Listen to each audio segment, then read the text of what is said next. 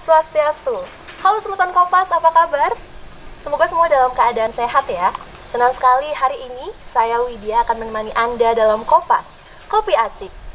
Episode kali ini saya sedang berada di kantor DPD HPI Provinsi Bali. Dan sebentar lagi saya akan mengajak Anda untuk berbincang lebih dekat dengan Ketua DPD HPI Provinsi Bali. Ingin tahu seperti apa? Ikuti kami terus hanya di Kompas, Kopi Asik.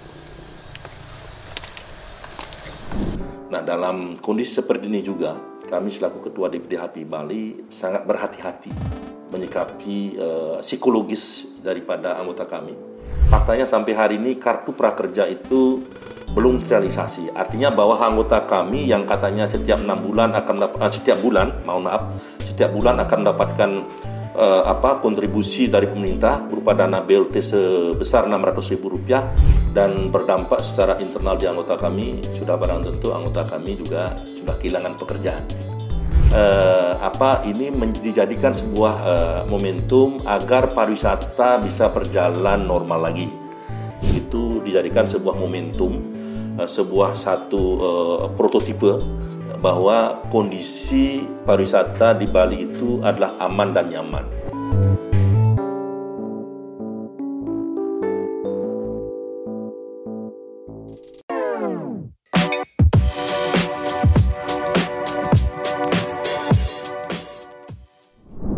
Baik, seperti yang kita ketahui bersama bahwa COVID-19 sudah berdampak hampir di seluruh sektor kehidupan di masyarakat. Utamanya adalah sektor pariwisata. Para pelaku pariwisata sebagian besar kehilangan pekerjaan yang artinya penghasilan mereka juga terhenti. Nah, untuk membahas lebih lanjut terkait dengan kondisi pelaku pariwisata di Provinsi Bali, di sebelah saya sudah ada Bapak Inyoman Nuarte SH selaku Ketua DPD HPI Provinsi Bali. Om Swastiastu, Bapak. Om Swastiastu, Ge. Apa kabarnya hari Baik. ini? Bagaimana Pak kesibukannya selama masa pandemi? Kesibukan saya selaku Ketua DPD HPI Bali sejak pandemi ini luar biasa. Jadi banyak hal yang kita pikirkan terkait dengan dampak pandemi kepada anggota kami yang jumlahnya kurang lebih hampir 6.000 anggota. Yang mana akhir-akhir ini anggota kami sudah kehilangan mata pencahariannya, penghasilan semuanya. Sampai-sampai sebagian besar anggota kami sudah kembali ke kampung halamannya. Nah, untuk itu kami memikirkan banyak hal. Bagaimana caranya agar anggota kami minimal ada kontribusi bantuan kepada anggota yang jumlahnya hampir 6.000. Nah, dalam kondisi seperti ini juga, kami selaku Ketua DPD HPI Bali sangat berhati-hati menyikapi psikologis daripada anggota kami. Karena sensitivitas anggota kami sangat rentan terhadap situasi dan kondisi, sehingga menjadikan saya sebagai Ketua DPD HPI Bali sudah barang tentu setiap program-program yang kita akan sampaikan betul-betul terukur, ya, biar tidak menimbulkan tafsir-tafsir lain. Kadang-kadang ada bantuan katanya dari pemerintah, ketika disampaikan sama anggota ternyata bantuan itu tidak bisa direalisasikan. Artinya bahwa kadang-kala anggota kita menjadi a priori kepada pengurusnya. Makanya saya selaku Ketua DPD HPI Bali agak bersabar ya untuk memanage anggota kami dalam kondisi seperti ini, gitu ya. Baik, luar biasa sekali Bapak ya. Ya. Tentunya banyak perbedaan antara sebelum pandemi dan juga setelah pandemi untuk kesibukannya ya. Kemudian selanjutnya untuk Bapak sendiri bagaimana melihat kondisi dari tour guide ataupun anggota dari HPI Provinsi Bali itu sendiri? Kalau melihat anggota kami setelah pandemi ini, tadi kami sudah sampaikan bahwa perbedaannya sangat banyak sekali. Pertama, sudah barang tentu dari sisi pendapatan, ya sudah barang tentu menurun karena penghasilan sama sekali tidak ada, pekerjaan sudah tidak ada. Karena jujur kita ketahui bahwa DPD HPI Bali yang tugasnya adalah sebagai pemandu wisata ini, itu berbeda dengan para pekerja yang bekerja di hotel, di restoran, di spa, sangat berbeda sekali. Karena kita tidak mengandut sistem yang namanya PHK, tidak mengandut yang namanya sistem gaji. Secara umum anggota kami hampir 97% adalah freelancer guide. Dia tidak mendapatkan upah, dia tidak mendapatkan gaji, ketika dia bekerja baru mendapatkan sesuatu. Makanya dari bulan Februari, Maret itu sudah anggota kami kehilangan pekerjaan total. Makanya pendapatan pun nihil. Tidak ada yang namanya dibayar gaji setengah seperti pekerja hotel. Makanya itu yang menjadikan anggota kami betul-betul nihil dari sisi pendapatan. Baik, tentunya tour guide ini merupakan salah satu pihak yang berdampak sangat besar terhadap COVID-19 ini. Nah, untuk bentuk perhatian ataupun kepedulian dari HPI Bali sendiri kepada tour guide yang berdampak COVID itu seperti apa? Kita di DPD HPI Bali sejak pandemi ini membuat dua kebijakan. Jadi kebijakan yang sifatnya ke dalam dan kebijakan yang sifatnya eksternal. Jadi ke dalam kita baru bisa memberikan kemudahan seperti memberikan diskon 50% untuk iuran kepada anggota. Ya, yang kedua adalah secara eksternal kita sudah melakukan pendekatan, ini sudah berjalan.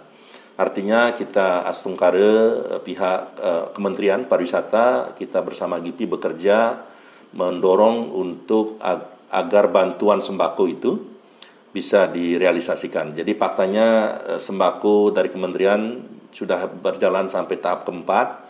Jadi hampir 75% anggota kami sudah mendapatkan sembako. Tetapi yang sangat prihatin adalah kaitan dengan kartu prakerja. Nah, kartu prakerja ini sejatinya salah satu kontribusi dari pemerintah, kebijakan pemerintah pusat. Ternyata setelah kami melakukan pelaporan data-data ke pihak kementerian ke pusat, faktanya sampai hari ini kartu prakerja itu belum terrealisasi. Artinya bahwa anggota kami yang katanya setiap 6 bulan akan setiap bulan akan mendapatkan kontribusi dari pemerintah berupa dana BLT sebesar Rp600.000 itu sama sekali tidak terrealisasi. Itu yang menjadikan kita selaku Ketua DPD HPI Bali di awal menjanjikan akan terrealisasi, tapi faktanya sampai hari ini dari pihak pusat kenalannya di mana saya pun tidak tahu. Tapi tentunya dari HPI Bali sendiri juga sudah berusaha optimal ya untuk menjaga kualitas dari tour guide. Baik, biar lebih santai dan juga lebih asik dan menghangatkan suasana, kita sambil ngopi dulu Pak, yuk. Siap, yuk.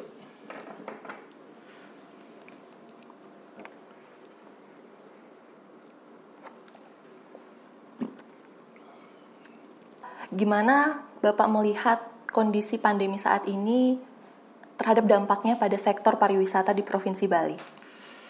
Kalau bicara dampak secara makro, secara umum itu dampaknya luar biasa. Artinya dampak yang sudah kita lihat bersama-sama adalah pariwisata itu tidak berjalan alias stuck ya. Dan berdampak secara internal di anggota kami, sudah barang tentu anggota kami juga sudah kehilangan pekerjaan.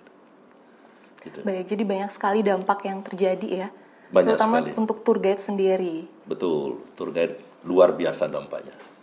Baik, untuk itu kita kan juga tahu bersama nih Pak, kita sudah menerapkan new normal, khususnya di Provinsi Bali per tanggal 9 Juli 2020. Betul. Di mana objek wisata, diantaranya itu tempat wisata, restoran, dan hotel-hotel mulai dibuka dan beroperasi kembali setelah sempat ditutup sementara waktu. Betul. Nah, tanggapan Bapak bagaimana perihal penerapan new normal di Provinsi Bali? Jadi saya selaku Ketua DPD HPI Bali sangat bersyukur sekali. Apa yang saya dorong dari dulu, ya, jadi dari sebulan yang lalu kita mencoba menyampaikan keluh kesah kami terkait dengan persoalan implikasi pandemi terkait dengan pembukaan new normal itu. Karena saya berpikiran kemarin tidak ada jaminan yang namanya ketika new normal ini buka, pandemi itu akan banyak. Atau sebaliknya ketika new normal ini tidak dibuka, pandeminya akan turun. Tidak ada jaminan soalnya seperti itu. Makanya kami selaku stakeholder DPD HPI Bali mendorong pemerintah agar new normal ini harus dibuka dengan klasterisasi, dengan dengan tahapan-tahapan. Jadi yang mana bisa dibuka, yang mana belum bisa dibuka. Tetapi faktanya Astungkare apa yang menjadi pemikiran saya pada tanggal 9 Juli kemarin itu sudah dibuka. Artinya ini merupakan momentum ya buat kita selaku masyarakat Bali, tidak hanya teman-teman kita yang bekerja di stakeholder pariwisata saja, seluruh masyarakat Bali ini dijadikan sebuah momentum agar pariwisata bisa berjalan normal lagi. Jadi jujur kita ketahui bersama bahwa lokomotif kontribusi atau penghasilan Provinsi Bali itu tidak bisa dilepaskan oleh pariwisata masalahnya. Kalau pariwisata ini tidak jalan, sudah barang tentu keseluruhan sektor yang lainnya juga akan berpengaruh. Gitu. Baik, semoga dengan penerapan new normal ini secara bertahap, pariwisata Bali bisa segera pulih. Betul. Dan kembali normal ya. Betul, itu yang sangat kita idam-idamkan sebenarnya. Nah, untuk persiapannya sendiri dari HP Bali terkait dengan mengadaptasi ataupun menyesuaikan dengan kondisi new normal di Provinsi Bali ini? Terkait dengan persoalan kesiapan, sejatinya sering kita sampaikan anggota kami sudah siap sekali. Sangat siap sekali karena anggota kami itu kan sudah paham betul. Karena ada 3 hal sebenarnya yang paling substansi yang harus dipahami oleh teman-teman kita yang akan bekerja nantinya. Pertama kaitan dengan bagaimana ketika memandu harus menggunakan masker. Yang kedua bagaimana menggunakan hand sanitizer, cuci tangan. Yang ketiga adalah jaga jarak. Artinya itu adalah merupakan sebuah modal dasar yang harus dipahami oleh anggota kami. Di samping juga kita sudah punya protokol kesehatan. Jadi karena tugas daripada seorang guide itu adalah tugasnya memandu, memberikan informasi, segala upaya, segala pedoman tentang protokol kesehatan itu sudah dipegang oleh anggota kami yang ada di lapangan. Baik, jadi kuncinya adalah dengan menerapkan ataupun menjalankan protokol kesehatan yang sudah ditentukan, betul. Pak ya. Nah, prediksi Bapak nih kira-kira kapan pariwisata di Provinsi Bali akan segera pulih?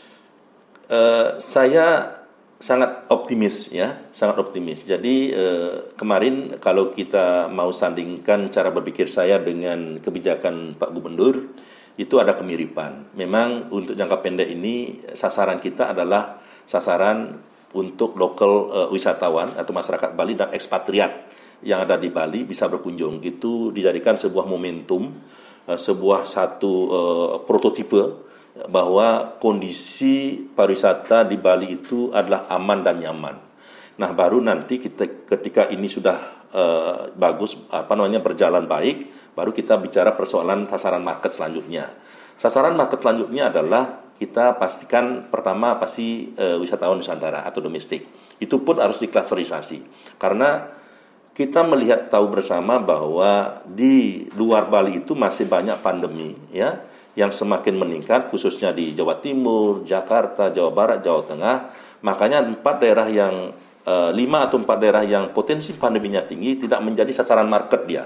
Jadi yang menjadi sasaran market adalah marketing untuk kita ajak mereka atau endorse kita untuk ajak ke Bali adalah daerah-daerah yang potensi pandeminya sangat rendah atau landai gitu.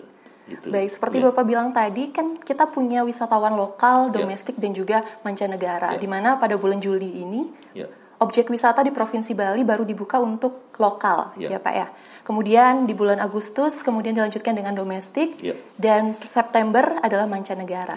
Nah, ada nggak sih upaya-upaya yang dilakukan dari HP Bali untuk menjaga dan meningkatkan kualitas dari tour guide sebelum kedatangan wisatawan dari mancanegara pada khususnya? Kaitan dengan persoalan peningkatan kualitas sumber daya di bidang kepemanduan. Jadi kita di DPD HP Bali setiap tahun itu kan ada namanya upgrading, peningkatan edukasi persoalan budaya Bali. Itu sudah berjalan. Dan saya yakin dan percaya anggota kami masih punya kemampuan sangat mahir, punya talenta untuk memberikan informasi di bidang kepemanduan itu khususnya tentang budaya. Tetapi di Bali itu semua sebenarnya kalau kita kepingin mendatangkan wisatawan untuk jangka pendek ini, karena ketika kita menguji protokol kesehatan yang diterapkan sama pemerintah itu kan ada bolong-bolongnya, ada sedikit masalah terkait dengan mahalnya rapid test yang harus dibayarkan oleh penumpang. Yang kedua adalah masalah flight. Makanya DPD HP Bali dalam sembari protokol kesehatan new normal ini berjalan, saya harapkan pemerintah harus mengevaluasi besaran biaya rapid test yang akan dikeluarkan agar tidak menjadi beban buat penumpang. Kalau itu menjadi beban bagi penumpang, itu artinya bahwa tidak menutup kemungkinan sasaran market kita akan tidak berjalan efektif. Ya, makanya itu menjadi bahan evaluasi. Jadi sembari berjalan nanti mudah-mudahan pemerintah mengevaluasi di mana-mana yang akan menjadikan protokol kesehatan ini atau efektivitas protokol kesehatan ini tidak bisa berjalan. Makanya di sana ruang pemerintah untuk mengevaluasi. Baik, tentunya masih perlu evaluasi dan optimalisasi ya untuk Betul. berjalannya protokol kesehatan yang baik dan sesuai. Betul. Baik, selanjutnya untuk harapannya Bapak nih. Yeah. Harapan untuk pariwisata dan guide kita ke depannya. Ya, harapan kita sangat besar. Jadi pertama, pandemi corona ini kalau hilang tidak mungkin. Karena kita akan terus berdampingan hidup dengan yang namanya virus corona. Karena virus corona ini kita harus tahu bersama, kita tidak boleh terlalu paranoid melihat persoalan ini. Kita tetap waspada. Kalau sudah pandemi ini kita sudah terbiasa hidup bersama dengan pandemi dan wisatawan bisa berjalan baik ke Bali, saya yakin pariwisata Bali akan semakin menggeliat. Dan harapan kita adalah bagaimana pariwisata Bali akan seperti dulu, ya. Mudah-mudahan akan semakin lebih lagi untuk menjadikan Bali sebagai lokomotif pariwisata bisa berjalan dengan efektif gitu. Baik, intinya jangan panik dan tetap waspada ya selama pandemi COVID-19 ini.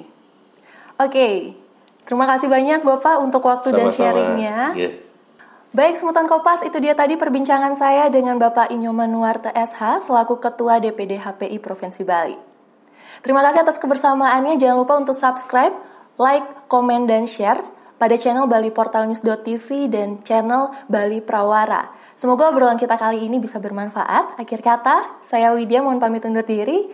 Terima kasih dan sampai jumpa pada Kompas Kopi Asik episode selanjutnya. Om Santi Santi Santi Om.